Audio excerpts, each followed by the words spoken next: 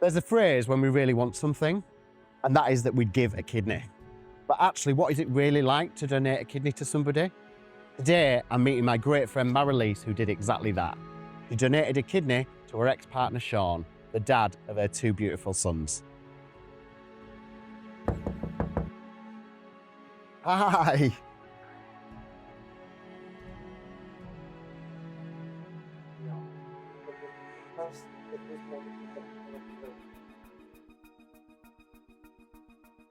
Can you tell me a little bit about your journey and how you came to that decision to donate a kidney to Sean?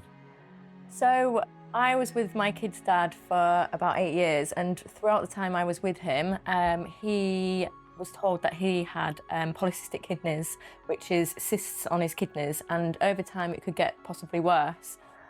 So as it happened over the years, it did get worse, and his kidney function was like going down each year, which was really obviously upsetting and worrying for obviously Sean and the whole family. Mm-hmm. So I always said to Sean when we were together, if ever he needed a kidney, and it did come to the point where he had to have a transplant, I would put myself forward. Right, wow. So you made that decision a long time ago? Yeah, I did. I made it a long time ago, and then unfortunately we broke up maybe after 8 years of being together, and then during, after the time that we broke up, his kidney function still started going down even more until it got really, really low, and he needed to go on dialysis.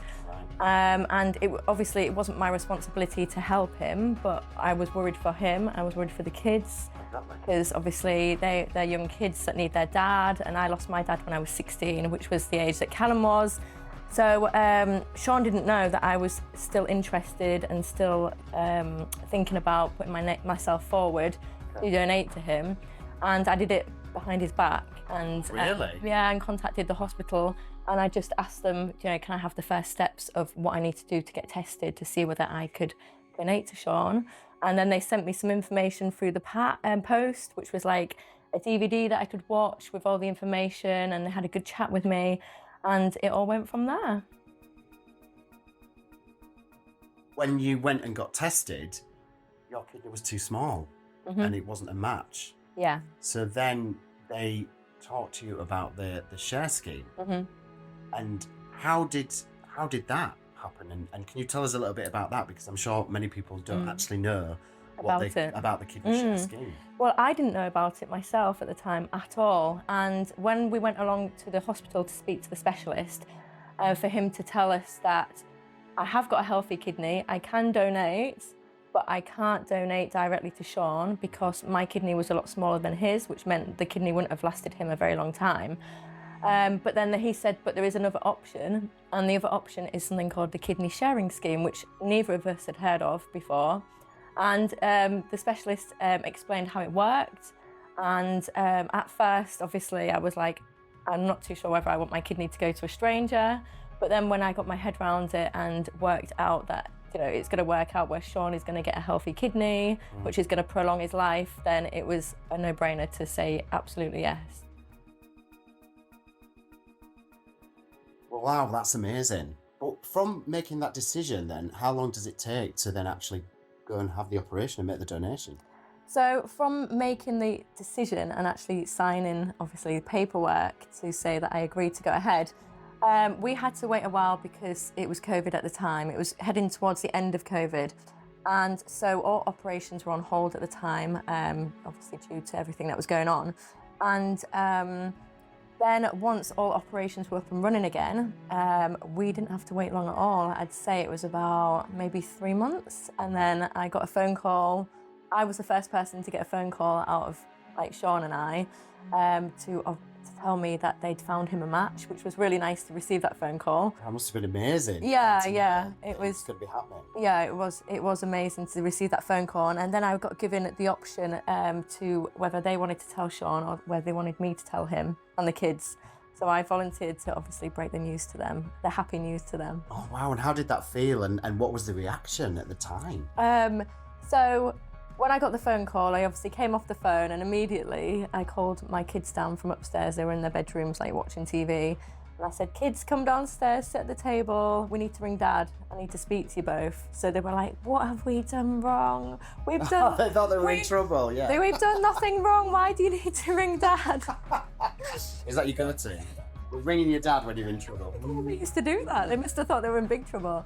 So they sat at the kitchen table and they both sat there like looking at each other and then looking at me, and I was trying to keep like a straight face. And then I put him on loudspeaker and he answered the phone, and I just said to him and obviously the kids at the same time, just to let you know that the hospital rang me and they found you a match and they've got an operation in place. So the kids obviously gasped, and Sean like just completely choked up on the phone. He had to hang up. He said, I'm sorry, I'm gonna have to go. But he was in the middle of having dialysis, but he had to put the phone down because he was just, cracking up.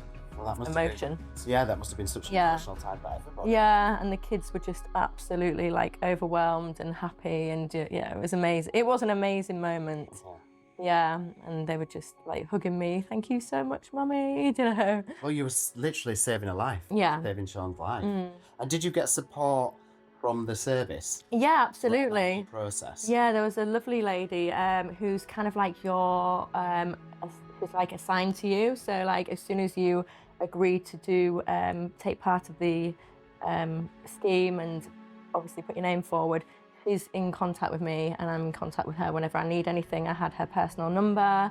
She'd send me information. She'd ring me to make sure I was okay. So yeah, you completely get looked after.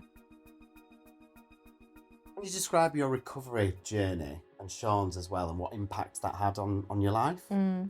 Yeah, so recovery for me was probably a little bit more difficult than it was for Sean, because obviously Sean's receiving something that he needed and I'm losing something that I had. So for me, it was quite a hard recovery, but I just knew that each day would get better. So that's what kept me going. So I just knew that straight after the operation, I'm going to feel rubbish. It's natural. It's normal to feel like that. Any operation. Yeah. Like that. But I just knew that each day would get better and better. So that's what I just looked forward to. To be honest with you, the recovery was quite a lot quicker than I imagined. Within a couple of weeks, I was going for walks around my village. Within maybe 4 to 6 weeks, I was back in the gym just doing light things. Well, that's great. I remember speaking to you actually. We had a conversation on the phone. I think it was the day after. Was it? When you came home. Was it? We had a conversation on the phone. Yeah. You sounded in great spirits. Yeah, but obviously you have to obviously be kind to your body and rest. And so I did. I took time off work. The kids were great. They were bringing me things and bring me drinks and medication and things. On you. Yeah, so definitely. I was up doing washing and things after a couple of days, like walking around the house carrying washing. It wasn't too bad. And then obviously 11 months later I did the London Marathon, so that was something to... What an achievement. After giving a kidney in the same year, running the London Marathon. Yeah. That's incredible. Yeah. What would you say to anyone that was thinking of donating to a loved one, or even donating to somebody that they don't know? I'd just say think obviously long and hard about it and make sure you're making the right decision, and make sure you obviously get all the information that you need and do all your research. But I'm living proof that you can do it, you can live a normal life, you can go out and still have fun, you can obviously exercise and just do all normal things that you did before. So your life doesn't have to change at all. Well, it hasn't at all. No. You're exactly the same. I literally, my life hasn't changed at all. If anything, it's got better. Well, yeah, because you've done such an incredible thing. Yeah, exactly. My kids have their dad and they're happy. So that makes me happy, which makes obviously my life better. So yeah, if you're going to think about doing it, obviously do it and just, have no regrets, because I have none whatsoever.